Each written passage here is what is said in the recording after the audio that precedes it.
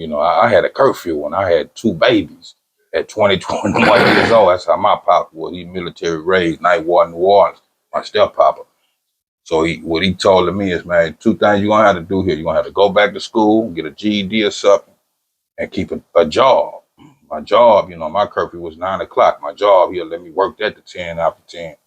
But one day when I was finalizing my GED, I'll never forget, it was a Wednesday morning. He come in the room early in the morning. We used to go jog through different shit. I had to sleep at 1 eye open when he worked at a chemical plant.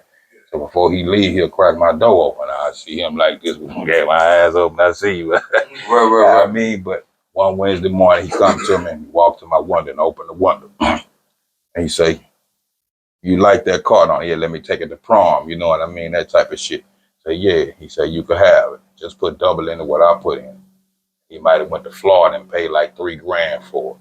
So I put about 6,500 to 10 grand in that car and was revitalizing before, you know, I kind of lost it in 97. The guy that was replenishing it, you know, something happened with him. He lost his property and everything. My car was there.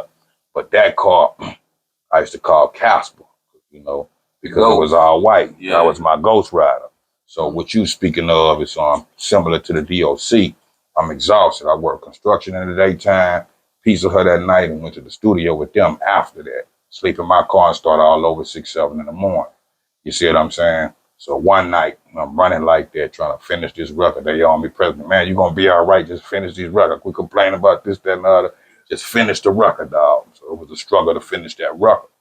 That's why you hear Max Minnelli on it so much, because he really finished the record. You see what I'm saying? On a majority of those records. But I'm saying it to say this. I'm driving one night coming from the construction site. I could only go take like a 20, 30-minute nap, and I had to be the pizza. If I got off at 4:30 construction, I had to be the pizza hut for 5 o'clock. But the guys that I grew with and the manager was a manager that was cool with my moms and pops from the original neighborhoods out of South Baton Rouge. So fresh out of high school, he'll give us all jobs. So my street big brothers was managers. So they'll let me come in a couple hours late, that kind of time, type of thing, on that type of time. But I'm coming to Pizza Hut one night and get about 5 minutes from around the block and went to sleep in that car. And the traffic was this way, a median, this on Burbank. I bumped off that median that woke me up. You know what I mean? Yeah, that median there. Yeah, hard body. You know, my brother actually drove that car running from the police one night through my mother in the living room and just chipped the paint. So it was a hard body tank. I used to drive that car and do this. And if you were sitting here, I'd say, watch this. Put my foot up on the dash and the accelerator drive itself. So that car was my protecting. Yeah, you see what I'm saying? Real American muscle.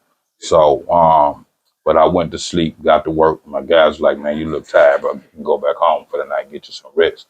But that's the essence of Ghostrider. That became Ghostrider on the part of my wood rock. Yeah. Who that's for right there? Your bill? Oh yeah, that probably is my bill. Yeah, but no, that's dope.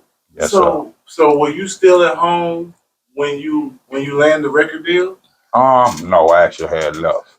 I was living in an apartment.